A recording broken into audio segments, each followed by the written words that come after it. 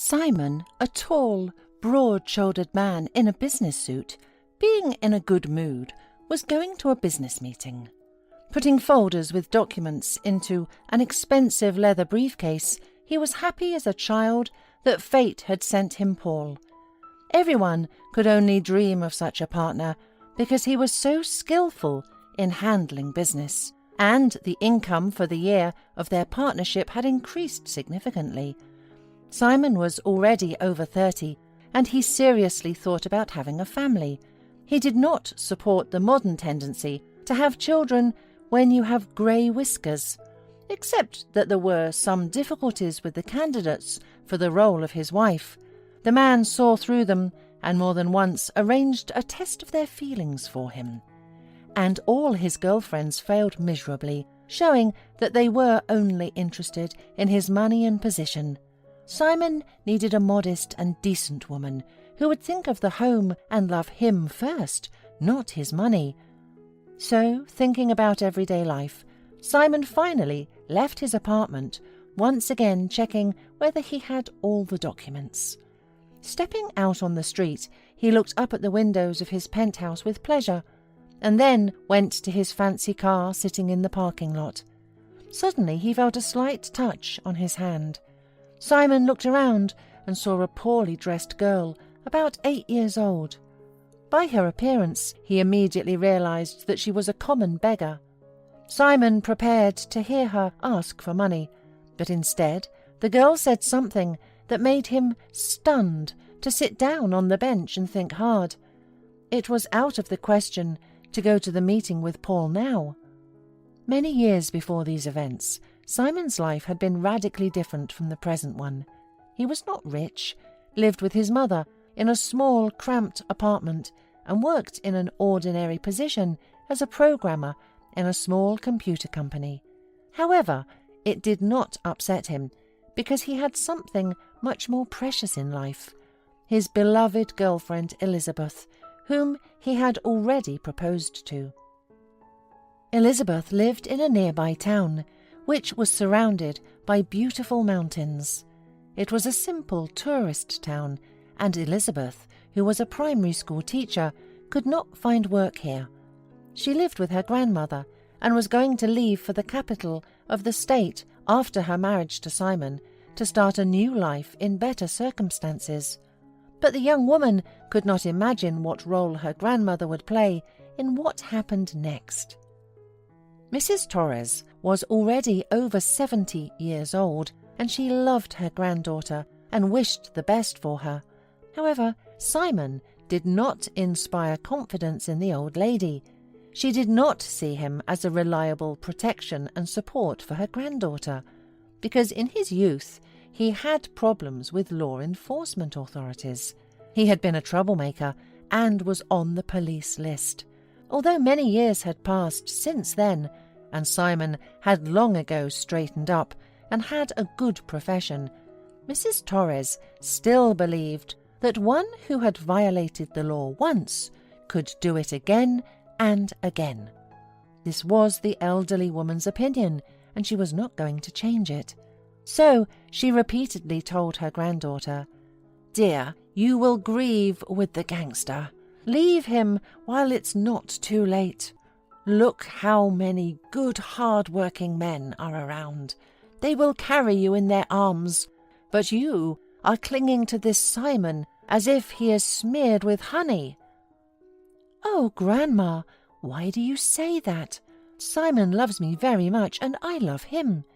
What was in his life is long gone, and now he is completely different," replied Elizabeth. In general, the grandmother and granddaughter could not find a common language, but fortunately it did not come to a major problem. Everyone just stuck to their own opinion. Elizabeth would have most likely followed her beloved, but one day they went for that unfortunate walk which was fatal for them. On that wonderful summer evening, nothing foretold disaster. Simon and Elizabeth were going for a hike along a mountain river. When they arrived at the start of the trail, the weather changed slightly, and the sun disappeared behind the clouds. But the two lovers were so busy with each other that they did not notice anything around them. The air was filled with the wonderful aroma of greenery, and Simon and Elizabeth, holding hands, walked along the forest path, discussing their plans for the move. Looking shyly at his beloved, Simon said, "We'll rent an apartment first. My savings will be enough at first, and when we find a place to live, I'll start looking for a job. It's good that I have some income from remote work. I do not think that there will be problems with finances. I hope you do not have to work. After all, it is the duty of men to provide for their family." "Simon, I believe that everything will be fine, but I'm worried about grandmother, how she will be alone here," answered Elizabeth, squeezing the hand of her beloved in her little palm harder. "Well, what's the big deal? We'll settle down and then take her to our place. I like her. I see that she is a very intelligent person, and she has a good sense of humour." To avoid upsetting him, Elizabeth did not tell her fiancé what her grandmother really thought of him. As they were talking, the young people finally noticed the rain, which had barely begun to fall, and turned back. But the weather was deteriorating at an alarming rate. Not 5 minutes later, the downpour was like a wall around them. The couple were halfway back to their car when there was a terrible rumble in the mountains above them, and the ground trembled. Nature seemed to have gathered all her strength and brought down a mighty torrent of mudslides. It swept away everything in its path, approaching the place where the couple had stopped with unbelievable speed. Unfortunately, it was too late for Elizabeth and Simon to escape. In a matter of seconds, the pair were swept by a mudslide straight into the river. The turbulent stream swept them both up and untied the hands of the lovers, who only had time to shout words of love. Several days passed. As best he could, leaning on a stick, Simon hurried to the house of his beloved. He had injured his leg in the mud flow, hitting the stony bottom of the river, but still managed to get out on the bank. That's where the rescue team found him, and they took him to the hospital. Simon was mad with worry over Elizabeth, so when he was released from the hospital, he immediately went to Elizabeth's house. But the door was opened by Mrs. Torres, dressed all in black. Simon was pale in horror, but he had no idea that the elderly woman had noticed him from a distance and quickly changed her clothes. "What's with Elizabeth? Where is she?" whispered the young man. "I warned Elizabeth so many times not to go with you, and now she's gone," shouted the elderly woman with hate. At these words, everything swept in front of unhappy Simon's eyes, because he felt guilty about the death of his beloved. It was his idea to go to the mountains, as Elizabeth had suggested sitting in a cafe. Simon sank to the ground in shock and dismay. Muffled sobs shook his shoulders, and the elderly woman relentlessly hurled curses at him, after which she slammed the door, saying that he did not even deserve to see Elizabeth's grave. Unable to endure such pain, on the same day Simon left for the capital of the state, sinking into himself for a long time. But he had no idea that everything his fiancée's grandmother had told him was a lie. All this time the injured girl was in the hospital, very near to her fiancé, and she knew nothing about him until Mrs. Torres told her the same story about Simon, saying that he had been swallowed up in the mudslide. The elderly woman resigned herself to the necessity of lying for the sake of her granddaughter's well-being. After Elizabeth was discharged from the hospital, She was grief-stricken at first, but she eventually pulled herself together, because now she had someone to live for. She had Simon's child under her heart, but she decided not to tell her grandmother about this, because the elderly woman had a weak heart. Unfortunately, Elizabeth did not have a chance to tell her grandmother. Apparently, the pensioner was punished for her mean deed, and she did not live a month after that, dying of a heart attack. Of course, Elizabeth could not live in a town where she had lost 2 of her closest people in such a short time, so she sold her house and, in the same way as her fiancé, went to look for happiness in a distant city. It had been 3 years since Elizabeth gave birth to her daughter Chloe. All this time she lived in the dormitory of the cannery, where she had worked as a common labourer. The director was kind enough to help her and gave her a room. The young mother lived off her allowance, savings, and odd part-time jobs. And then Elizabeth entered a real bad streak of bad luck. It all started when Elizabeth became friends with one woman. She was very kind, compassionate, and quietly gained Elizabeth's confidence. The woman found out that Elizabeth was all alone in the world and dreamed of having a house of her own, and offered to help her buy one.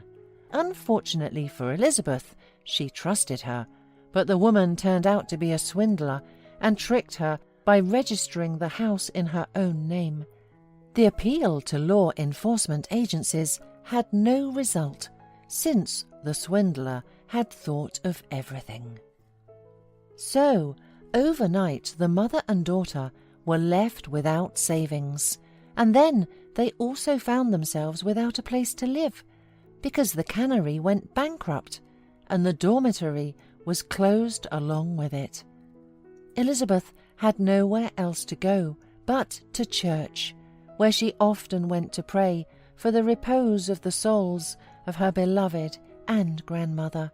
Despite all the misfortune, the woman had not lost her faith, and her prayers were heard, and she was helped. A kind elderly man was sent to help her. He lived in the city in his own comfortable apartment, but in the village an hour away from the city he had a summer house in which no one lived. The elderly man offered it to the mother with the child in her arms.